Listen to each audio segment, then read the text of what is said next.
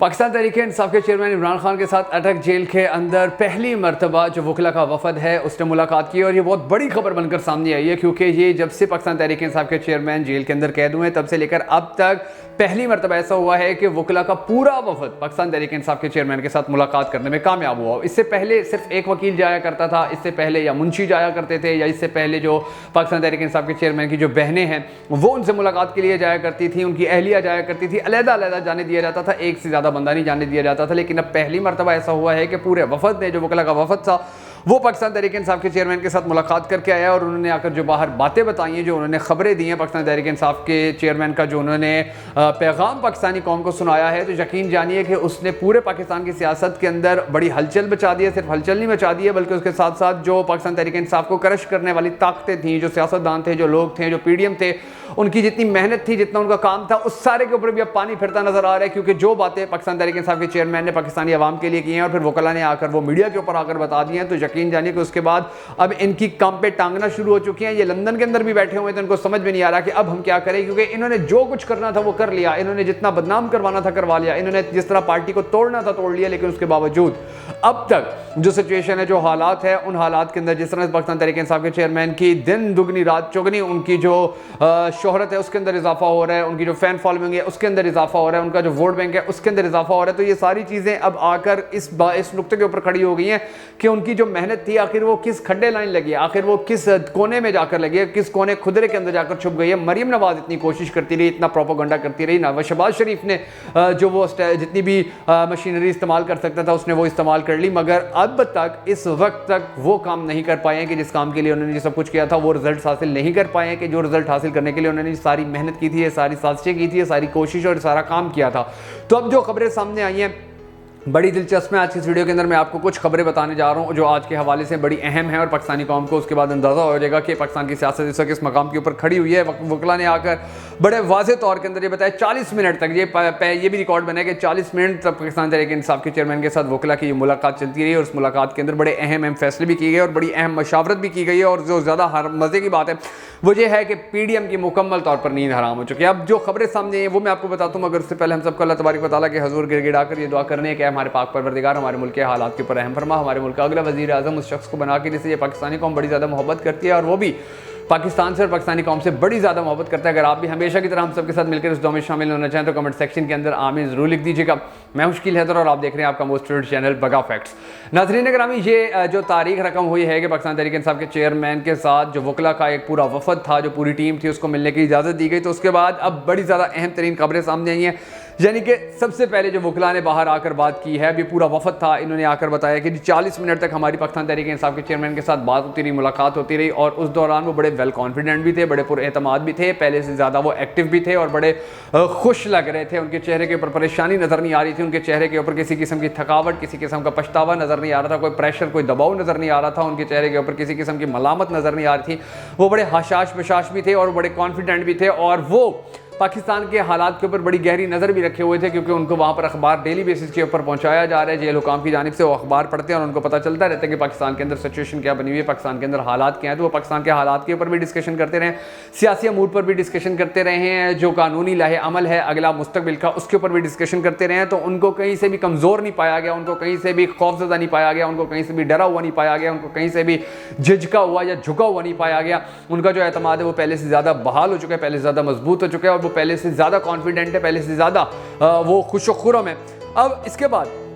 जो उन्होंने बातें बताई हैं उनके अंदर फिर एक बात बड़ी अहम ये भी है कि क्योंकि पाकिस्तान तहरीक-ए-इंसाफ के जो चेयरमैन है उनका एक नारा है कि जी हमने हकीकी आज़ादी हासिल करनी है। अब इस नारे के ऊपर इम्प्लीमेंट करने के लिए इनको इस हद तक मुश्किलात का सामना करना पड़े कि परवेज़ इलाही भी अटक जेल तक पहुँच चुके हैं। इनके और जो MNAs थे, MPs थे, जो वकला थे, बहुत बड़ी तादाद में ऐसे लोग थे कि जिनको जेलों का सामना करना पड़ा। इनके जो बड़े बड़े लोग थे पार्टी के, उनको पार्टी छोड़ने पर मजबूर किया गया। बहुत सारे लोग सियासत छोड़कर चले गए थे। परवेज़ इलाही को मुसलसल एक मरतबा फिर अदालत ने कहा कि जिनको छोड़ दो, उनको मुसलसल फिर एक मरतबा उठाकर अटक जेल के अंदर फेंक दिया गया है। तो ये जो सारी सिचुएशन थी, ये जो सारे हालात थे, इन हालात के हवाले से भी बातें सामने आई हैं। अटक जेल के अंदर जो अब ये दूसरा कैदी गया पाकिस्तान तहरीक-ए-इंसाफ का, अब इसको भी तोड़ने में जितनी साजिशें, जितनी कोशिशें की जाती है वो सारी नाकाम होती नज़र आ रही हैं, धरी की धरी रहती नज़र आ रही हैं। तो पाकिस्तान तहरीक-ए-इंसाफ के चेयरमैन ने कहा है कि परेशानी वाली बात नहीं है। अगर वो अटक जेल के अंदर आ गए या किसी और जेल के अंदर भी डाले जाएंगे तो वो बड़े मजबूत असाब के मालिक साबित हुए हैं, क्योंकि पूरे पाकिस्तान के अंदर सियासी हलकों के अंदर ये बड़ा कहा जाता था, इवन के हमारे मीडिया के ऊपर, हमारे टीवी के ऊपर भी ये बड़ा बार बार कहा जाता था, जो प्राइम टाइम प्रोग्राम्स होते हैं पॉलिटिकल के, जी ये परवेज इलाही सबसे पहले छोड़ जाएगा, परवेज इलाही ने पाकिस्तान तहरीक इंसाफ के साथ नहीं खड़ा होना, परवेज इलाही ने पाकिस्तान तहरीक इंसाफ के चेयरमैन के साथ सबसे पहले धोखा करना है। लेकिन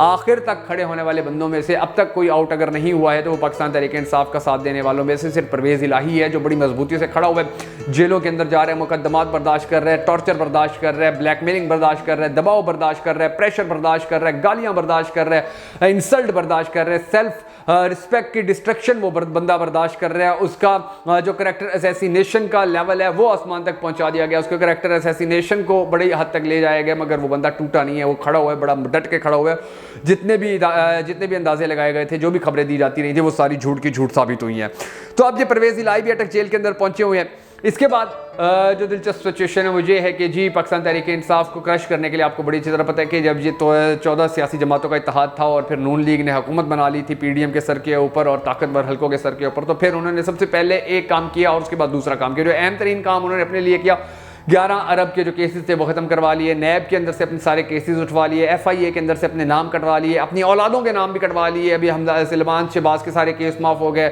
शहबाज शरीफ के सारे केस माफ़ हो गए, बिलावल भुट्टो के सारे केस माफ़ हो गए। वो अलहदा बात है कि इन्हीं की अभी एक रहनुमा के घर से वो 75 करोड़ रुपए जो बरामद हुए हैं, अभी उसके अलावा और भी बहुत सारा पैसा यानी कि बरामद होना है। तो इन लोगों ने, करप्ट लोगों ने सबसे पहले तो अपने केस माफ़ करवाए थे सारे, उसके बाद इन लोगों ने ओवरसीज़ पाकिस्तानियों से वोट देने का हक छीन लिया था, जिसके ऊपर पाकिस्तान तहरीक इंसाफ ने बड़ी ज़्यादा मेहनत की थी, बड़ा ज़्यादा काम किया था, क्योंकि उनको पता है कि जितने भी तकरीबन 1 करोड़ के नज़दीक जो पाकिस्तानी हैं, ओवरसीज़ पाकिस्तानी हैं, वो आउट ऑफ कंट्री रहते हैं, दूसरे मुल्कों के अंदर रहते हैं, और वो बड़ी ख्वाहिश रखते हैं कि वो पाकिस्तान की सियासत के अंदर अपनी इन्वॉल्वमेंट कर सकें। वो बड़ी ख्वाहिश रखते हैं कि वो पाकिस्तान के अंदर जो इलेक्शन होते हैं उनके अंदर अपना वोट कास्ट कर सकें। और पाकिस्तान तहरीक इंसाफ के चेयरमैन को चाहने वाले जो ओवरसीज़ हैं वो 95% से ज़्यादा ऐसे हैं कि जो पाकिस्तान तहरीक इंसाफ के साथ खड़े हैं, पाकिस्तान तहरीक इंसाफ के चेयरमैन का जो नज़रिया है उसके साथ खड़े हुए हैं। तो इन्होंने, इनके लिए दूसरा खतरा जो ओवरसीज़ पाकिस्तानियों को वोट वाला था, इन्होंने वो खतरा भी ख़त्म किया और फिर पाकिस्तान को ये अंधेरों में धकेल कर, दलदल के अंदर धकेल कर अब ये सारे बाहर चले गए हैं। हमजा शहबाज शरीफ का भी कोई पता नहीं है वो कहाँ पर है, वो ऑलमोस्ट बाहर ही है। मरियम बीबी का भी कोई पता नहीं है, वो ऑलमोस्ट बाहर ही है। जो हमारा वजीर ख़जाना बना था इसाक डार, वो लंदन से बुलाया गया कि ये पाकिस्तान को तबाह बर्बाद करे, मईशत को तबाह बर्बाद करे, इसके बाद वो तबाह बर्बाद करके चला गया है। जो शहबाज शरीफ था, जो ये कहता था कि मेरी हुकूमत आ गई है, मैं अपने भाई को वापस लेके आऊँगा, भाई का आना दूर, वो अपने आप को भी यहाँ से भगा के लेकर जाने में कामयाब हो गया। लंदन जाकर अपने आबाई गाँव, अपने आबाई घर के अंदर बैठ गया। तो ये सारे लोग पाकिस्तान को अंधेरों के अंदर, पाकिस्तान को मुख्तलिफ किस्म के मसाइल के अंदर, पाकिस्तान को दलदलों के अंदर धकेल कर ये सारे जा चुके हैं। लेकिन अगर किसी शख्स को भेजने के लिए इन्होंने कोशिशें की थी, मेहनत की था, काम किया था, तो वो पाकिस्तान तहरीक इंसाफ का चेयरमैन इमरान खान था, जिसको ये पाकिस्तान से बाहर भेजने में नाकाम रहे हैं। और वो कहता है कि जी मैं जेल में बैठा रहूँगा, मुझे सारी ज़िंदगी जेल में कैद रहना पड़ा तो मैं रह लूँगा, लेकिन मैं अपने मुल्क को छोड़कर नहीं जाऊँगा। और यही वजह है कि उसकी मकबूलियत के अंदर बड़ी तेज़ी से इजाफा होता चला जा रहा है। आज भी उसकी मकबूलियत में इजाफा हो रहा है और इनके जो तनज़्ज़ुली है वो तेज़ी से बढ़ती चली जा रही है। सिचुएशन इस हद तक पहुँची हुई है कि अब जितने भी सर्वे कराए गए थे वो पीडीएम हुकूमत ने करवाए थे, या वो इंटरनेशनल लेवल पे हुए थे, या नेशनल लेवल पे प्राइवेट लेवल के ऊपर हुए थे, या चैनल्स ने करवाए थे, या सोशल मीडिया हाउसेज ने करवाए थे, या मुख्तलिफ इदारों ने करवाए थे, या ऑर्गेनाइजेशंस ने करवाए थे, NGOs ने करवाए थे। उन सब के जो नताइज थे, उन सब के जो रिजल्ट थे, उन सब का जो मुद्दा था, उन सब का जो नतीजा था वो यही था कि जी पाकिस्तान तहरीक इंसाफ सबसे टॉप पर खड़ी हुई है। पाकिस्तान तहरीक इंसाफ के चेयरमैन की जो मकबूलियत है वो 75% से ज़्यादा हो चुकी है, वो 80% से ज़्यादा हो चुकी है, और इनको छोड़ने वालों की जो तादाद है वो इंतहाई माइनर लेवल पे। जबकि नून लीग और पीपल्स पार्टी से लोग बड़े तंग हैं, बड़ी गालियाँ देते हैं, बड़ी बददुआएं देते हैं। तो ये सारे जो मामलात थे, इन सारे मामलात के अंदर अब पाकिस्तान तहरीक इंसाफ जो है वो मजीद मजबूत हो चुकी है। वो जेल के अंदर बैठकर भी इतना स्ट्रॉन्ग है कि ये लोग बाहर बैठकर भी अपने आप को तमाम ताकतों के साथ जोड़कर भी, मीडिया को भी अपने अंडर करके, मीडिया के ऊपर सेंसरशिप लगाकर, पाकिस्तान के इदारों को ब्लैकमेल करके, पाकिस्तान के इदारों को अपने साथ लगाकर, पाकिस्तान के इदारों को यूटिलाइज करके, उनको इस्तेमाल करके, पुलिस को बदनाम करके, FIA को बदनाम करके, नैब को बदनाम करके, हर महकमे को, हर बंदे को अपने मफाद के लिए इस्तेमाल करने के बावजूद भी ये परेशान हैं, ये टेंशन में हैं, इनकी रातों की नींदें हराम हैं। नवाज शरीफ के प्लेटलेट्स ज़्यादा नहीं हो रहे हैं, उसके प्लेटलेट्स मजीद कम होते चले जा रहे हैं। शहबाज शरीफ की कमर का दर्द दोबारा से शुरू हो चुका है। आप देख सुनेंगे खबरें कि इसाक डार कुछ दिनों में अस्पताल पहुंच जाएगा। तो ये लोग ये सब कुछ करके भी परेशान हैं, सब कुछ करके भी टेंशन ज़्यादा हैं, और वो बंदा जेल के अंदर बैठ कर भी पूरी दुनिया के केसेस, यानी कि आप अंदाज़ा लगाएं पाकिस्तान की तारीख में किसी सियासतदान के ऊपर 200 से ज़्यादा FIR दर्ज नहीं हुई थी, पाकिस्तान तहरीक इंसाफ के चेयरमैन के ऊपर दर्ज हो चुकी है, लेकिन वो मुतमईन है, वो बैठा हुआ है, वो इनका सामना कर रहा है, और वो ये कह रहा है कि पाकिस्तान छोड़कर नहीं जाऊंगा। अब पाकिस्तानी कौम जिस तरह से पाकिस्तान तहरीक इंसाफ के चेयरमैन के साथ खड़ी हुई है, उसी तरह पाकिस्तान तहरीक इंसाफ का जो चेयरमैन है वो पाकिस्तानी कौम के साथ खड़ा हुआ है, और इनका जो रिश्ता है ये यकीनन एक दिन लाएगा कि जब पाकिस्तान के मसाइल खत्म होंगे और पाकिस्तान दुनिया की तरक्की याफ्ता ममालिक की सफ में खड़ा होने की दौड़ के अंदर शामिल हो जाएगा।